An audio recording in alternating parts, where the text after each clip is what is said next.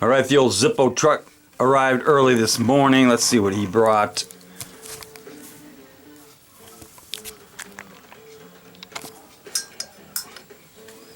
Right now, this Zippo arrived in the normal black Zippo box, and it is labeled Vampire Skull.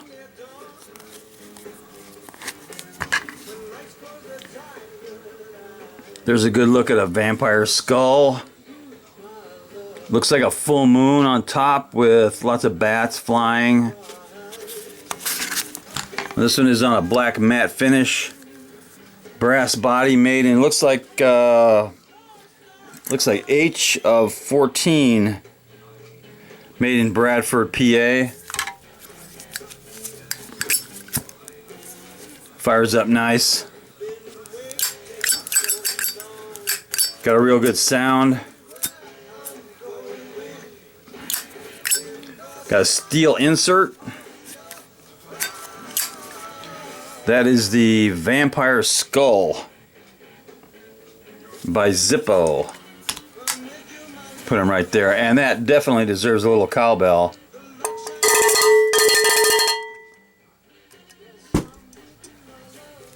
Knuckle bump.